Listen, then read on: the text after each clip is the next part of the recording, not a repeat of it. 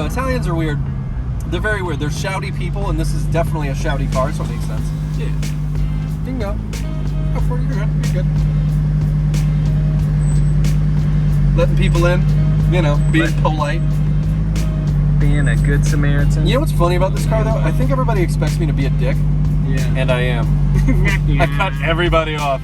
I blast the exhaust when there's puppies nearby. Make sure everybody knows that I have a rental car. This is what my dreams could be, but I keep fucking them up.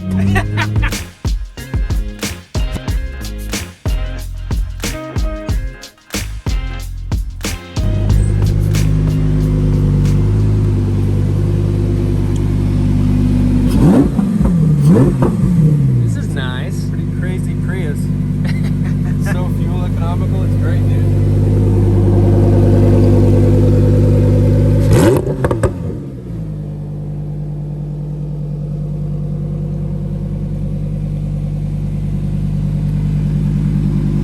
Wow.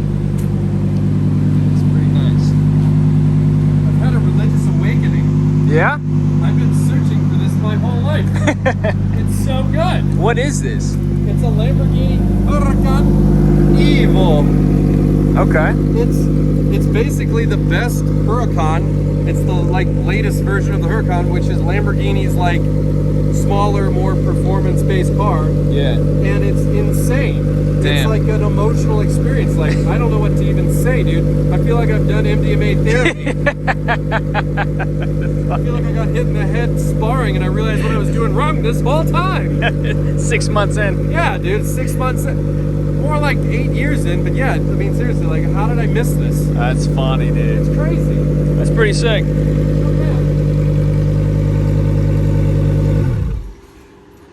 Damn.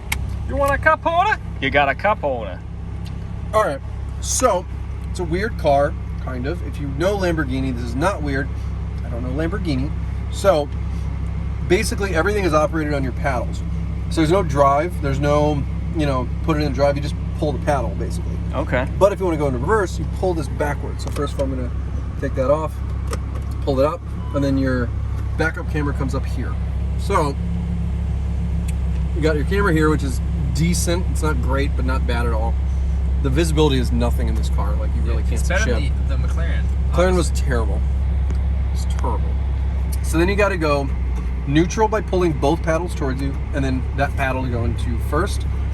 Then you hit M for manual. So now we're in manual mode. Okay. So this is the standard mode. It's still pretty loud, but it's not bad. Yeah. Also, when you're going through parking lots, you have to activate the lift control. Now, the McLaren had it, but it was pretty bad. This, luckily, you just pull up once, and there's a little icon. It goes up. And this is the front hood lifting exactly, up? because Okay. this is the lowest car I've been in. Okay. The front is so low, you scrape on literally everything. So, with this lift system, which costs $5,000, by the way, as an option, you Awesome. need it, you're able to not worry about completely shredding your whole front end. Yeah. So now it's up. So now it's a little bit easier to get over stuff. It's not, oh dude, a bird pooped. You see that? Oh, yeah. But another funny thing is, it's activated on the wheel. Same thing with your turn signal. So your turn signal is here. There's no stock. So you have this. You hit that. And then if you want to cancel it, you push it in. Okay. Very weird. Huh. How do I do, there it is. Okay, cool. Okay, cool. So, anywho, so once you get used to the turn signal being here and everything else literally being here, it's not that hard, but it takes a second because my brain couldn't understand that at first. I was like, oh my god, how the fuck do I use this? Also because I had to jump on the freeway as soon as I got the car. Jeez. It was not a good setup. That is a quick learning curve. Quick learning curve. So there's 3 drive modes and they're activated here on the wheel. Strada, which is street in Italian, Sport, which is just sport, and then Corsa, which means race in Italian. So as soon as you hit Sport, exhaust. Oh, yeah. So that sort of still gives you some livability and all that, but it does give you better exhaust and better throttle response, and also gives you some pops and bangs on the exhaust. Yeah. So we're going to lower it now. So now we're lowering it. But we're going to go straight into Corsa because we are not playing with this. We are going straight into the meat and potatoes of this car. And of course that means race? Race. Oh, jeez. We'll give it a little bit of room.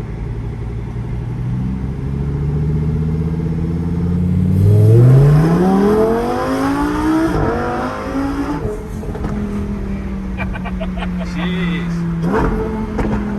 It's the loudest car I've ever been in. This guy's like, I'm getting over it.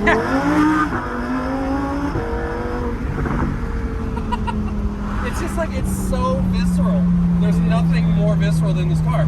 It's naturally aspirated, so you can go all the way to 8,500 RPM, which is so high in the rev range. It's like a motorcycle at that point.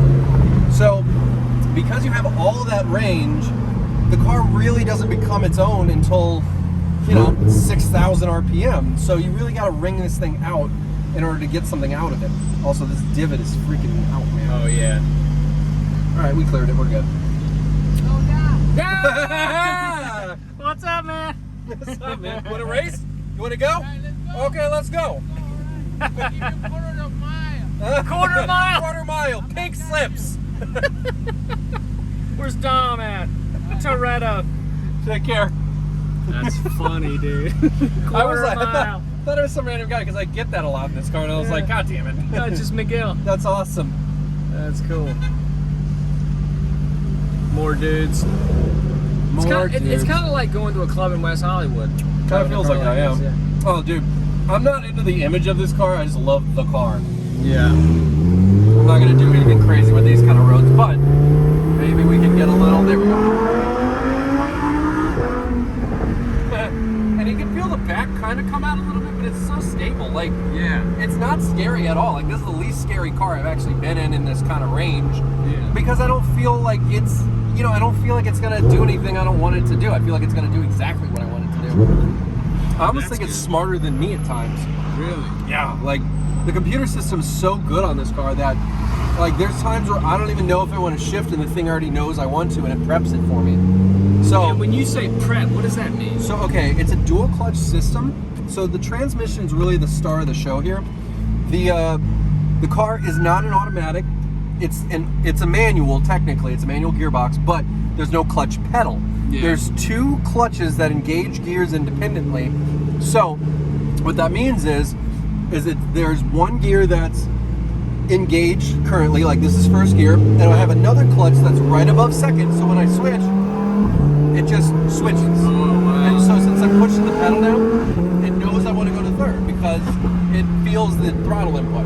So if I'm slowing down, it knows I want to go down. So it switches the clutch over to the other side. Nice. Yeah, so there's a lot of smart shit going on here that make this car a weapon. Like this is, I could destroy anybody on a track in this car. And most of the time you can because this still holds the Nürburgring lap time. Nürburgring is a really famous racetrack in Germany, in Nürburgring. Yeah. And it's about 13 miles and it's all over the place. It's crazy. And it's sort of the proving ground for car companies. Yeah.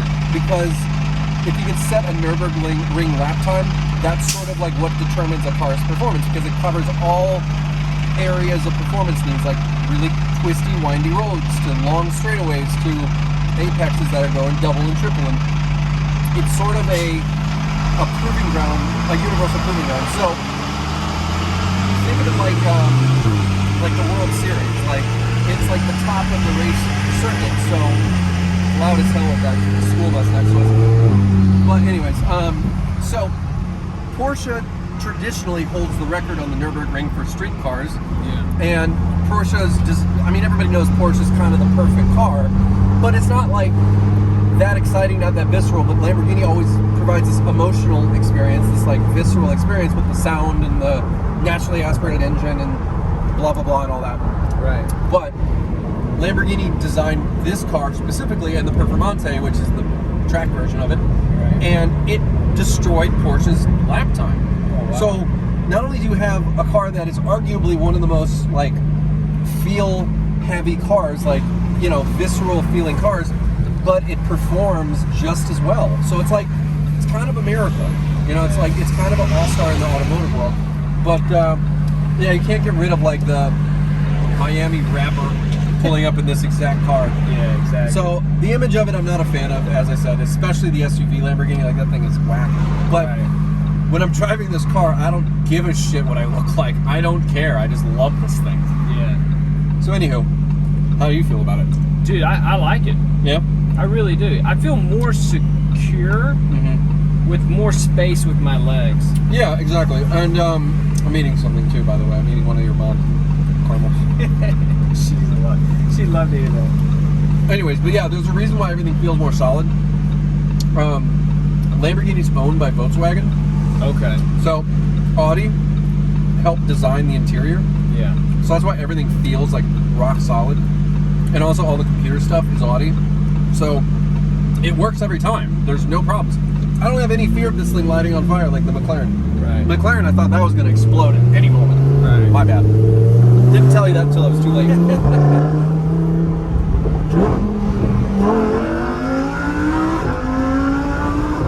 It's so fast. I think that's the first time. You hit your head? No, I hit my head every time. I'm never ready. But I think that was like literally the first time I felt that tingling sensation. Oh, dude, I get that tingle a lot. That's why I love this business. But no, it's, I mean, as I said, like, there's something about this like car. It starts in the Yep. in the taint. Oh, yeah. I know all about, they actually have a taint guard for that reason. But no, I'm dead serious, though. Like, there is, I mean, again, there is a lot of reasons why people say do not look at numbers on Lamborghinis. You won't think about what it is until you drive it or feel it, because it is nothing like what the numbers say. Because the numbers on this don't even really look that crazy. Like, I think this is like just at 600 horsepower and just at like 400 foot-pounds of torque. Yeah. Which, if you compare that to the Hellcat we drove, that's like half, almost half. So it's like, what the hell? Like, why is there so much hype behind this car? And it's like, it's just the way they design the car. It's like, it's all the nuance to how they do it, and they really just do it well. Yeah. It's like, I don't care, like, you know, I don't really care what the numbers say. If it's like, there's a faster car, sure, there's probably a faster car. But is it gonna make you feel like this? No, dude. There's no car that makes me feel like this. Right. I've never felt like this in a car. I've never felt this kind of excitement. It's like, it just goes through a whole range of sound. And that was a cop. That was a cop. We'll be fine. Yeah, we'll be fine. You know what's funny about supercars, though?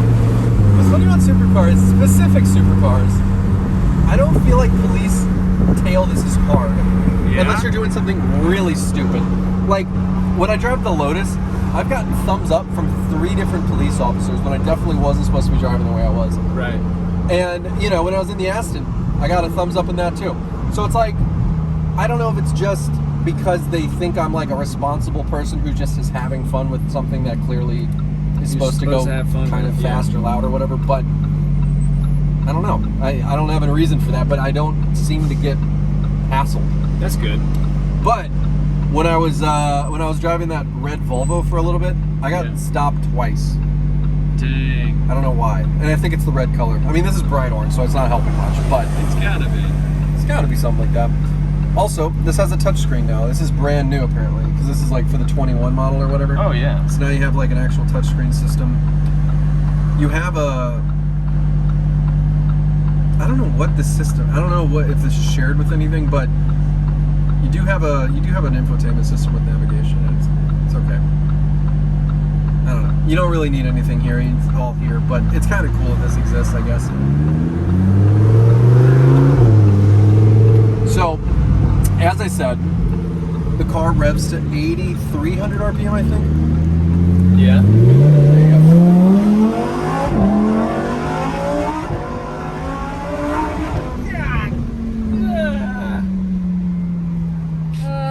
It's so hard to not just feel like you just got a whole lot of change in your life. Yeah. You know, you totally just change your perspective on what this could be. Because like, dude, I drive a lot of these cars, bro. I drive a lot of them. Even this week, I drove a lot of them. Right. And they all have something, but this has so much more of what it is. Like, it's just like level 10 of visceral. Like, I don't know. And there's even one crazier than this. This is on the entry-level Lamborghini, believe it or not. Really? This is the entry level. This is the baby Lamborghini. It's crazy, man. It's the baby Lambo. Like, what the fuck? Like, how is this even a possible thing? Like, how is that even a thing? Yeah. So, Italians, man, they know how to do this. Italianos. Yeah. Also, I love how it says benzina for fuel, because that's fuel in Italian. Benzina, tempo agua, tempo olio, presa olio. It's all Italian, man. And this is really built in Italy. Like, this is actually an Italian car. A lot of people have, like, you know, the Maseratis and stuff like that. That's built here in the States. Really? Yeah, because it's owned by Chrysler. Yeah. Lamborghini is owned by Volkswagen. They're owned by Volkswagen, but Volkswagen literally said, we don't want to disrupt your whole process, so keep building it in Italy. We'll just give you the shit you need. Yeah. So fuck yeah, Volkswagen. Nice job. But Very good. Thank you. yeah. Keep it up. Keep up. Keep it up, please, yeah. Oh. You make it to Lamborghini, that's good, yeah. Yes. Next week we start disco. We got the small pants for this occasion specifically. I don't know. Italians are weird. They're very weird. They're shouty people, and this is definitely a shouty car, so it makes sense. Yeah. Bingo. Go for it. You're good. You're good. Letting people in, you know, being polite. Being a good Samaritan. You know what's funny about this car, though? I think everybody expects me to be a dick, Yeah. and I am. I cut everybody off. I blast the exhaust when there's puppies nearby. Make sure everybody knows that I have a rental car. This is what my dreams could be, but I keep fucking them up.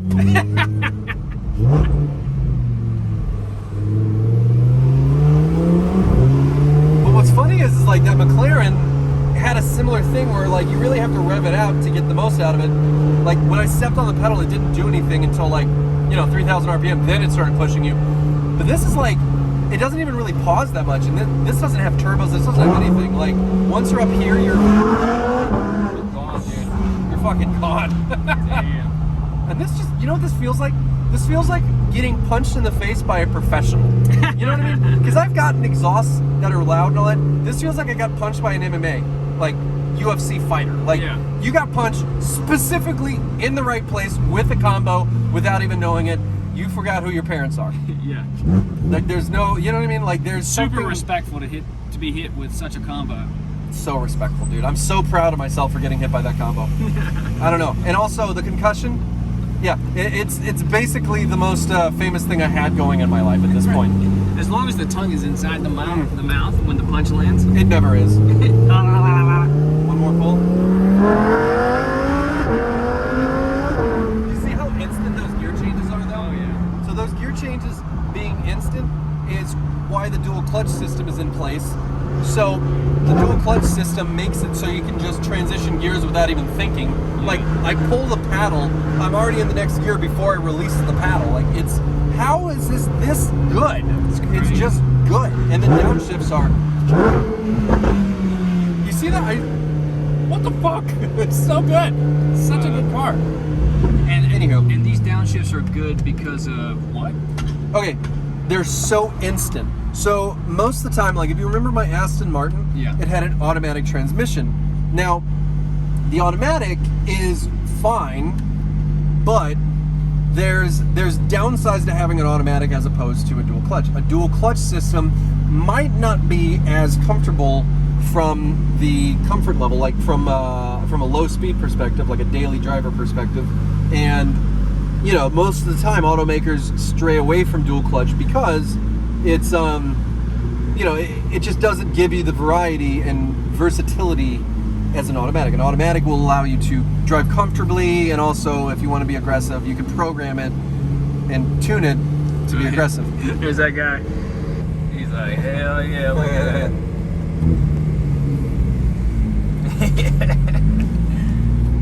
What's up, man?